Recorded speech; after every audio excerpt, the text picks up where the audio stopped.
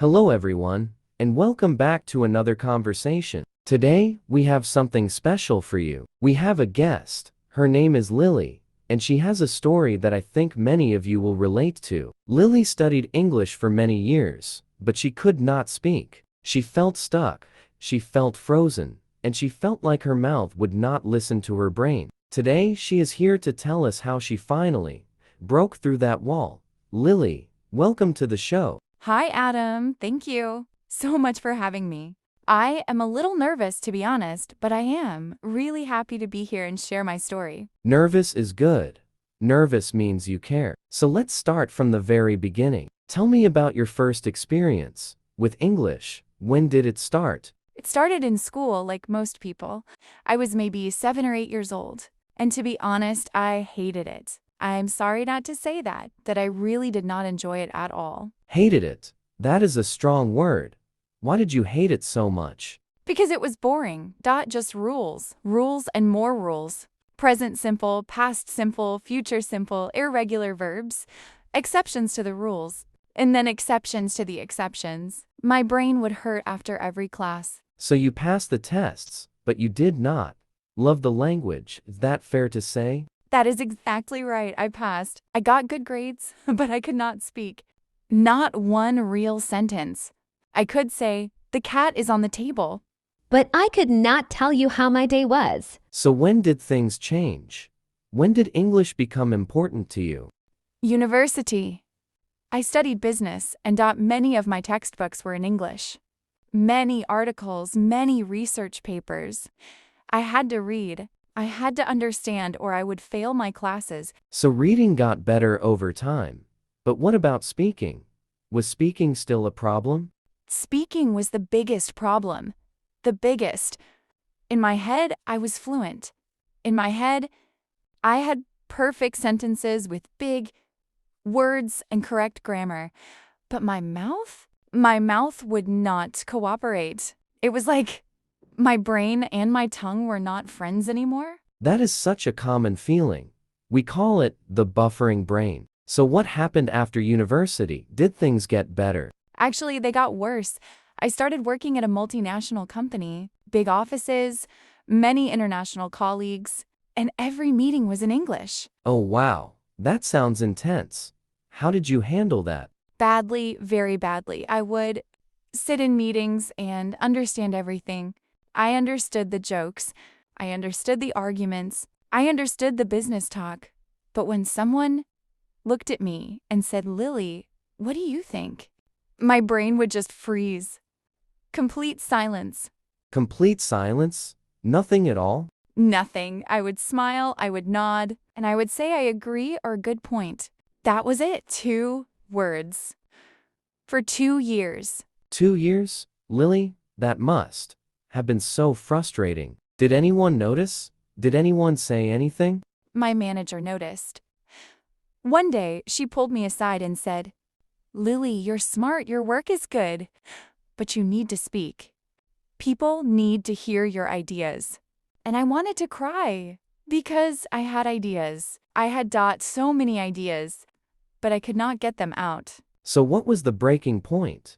When did you decide enough was enough? There was a specific moment, a presentation. My manager asked me to present a small project update to the team. Just 5 minutes about something I worked on every single day. 5 minutes about your own work. That sounds easy, right? It sounds easy, but for me, it was terrifying. I prepared for 2 weeks. I wrote the whole script, every single word. I practiced in front of the mirror 50 times. I practiced in the car. I practiced in the shower.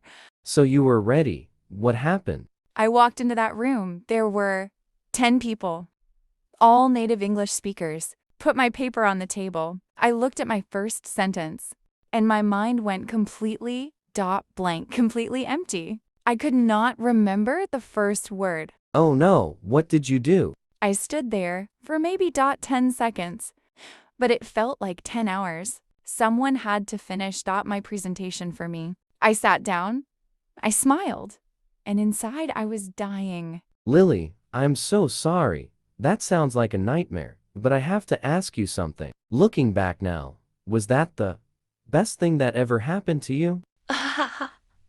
You know what? Yes. That night, I was so embarrassed. I could not sleep, but I was also angry, really angry at myself. And that anger became fuel. Okay, so you had the fuel. What was the first thing you did differently? I stopped studying completely. I threw my grammar books in a drawer. I deleted the vocabulary apps from my phone. I decided I was not going to learn English anymore. I was going to live in it. Live in it. I love that. But what does that mean practically? What did you actually do? The first thing was input, but not boring, input.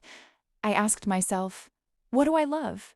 What do I already do for fun? And the answer was true crime. True crime, like murder mysteries. Yes, I love stories about detectives, unsolved cases, mysteries. So I found American and British YouTubers who talk about true crime, and I just watched every day. For 2 weeks, I did nothing but watch. Did you understand everything? No, not at all. The first week, I understood maybe 40%, but I did not stop. I did not use subtitles. I just listened to the sound, the rhythm of their voices, the emotions, the pauses. I was training my ear, not my memory. That is so important. So many people stop because they do not understand every word. But you kept going. What happened in week 2? Week 2, I started to notice things.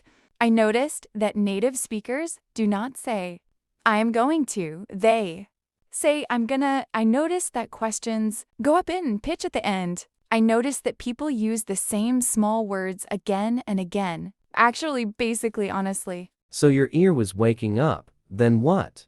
When did you start speaking? The speaking part was harder, much harder, because the fear was still there. So I started small, really small. How small? I started talking to myself in the car, in the kitchen. I would narrate my day. Now I am making coffee. I am opening the fridge. I'm pouring the milk. Simple things, stupid things. But I was using my voice. That is not stupid at all. That is rehearsal.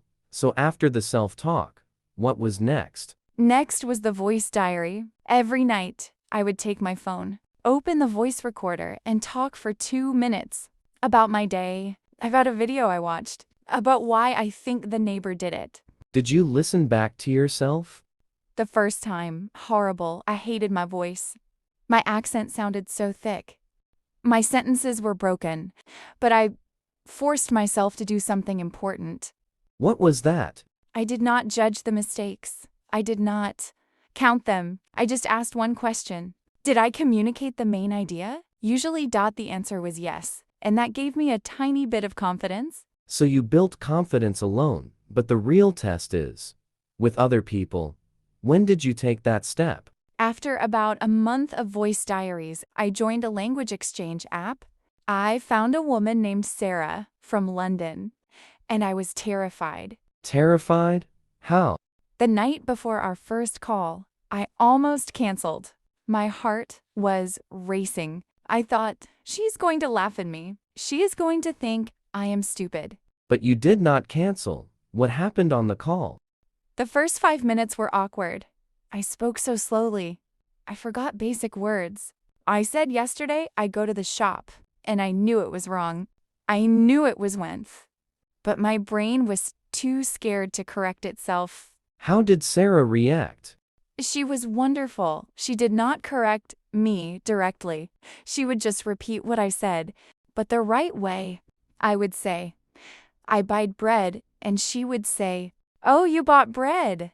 Nice. She gave me the correct sentence without stopping the conversation. That is a technique called recasting. It keeps the flow going. So you kept talking to Sarah?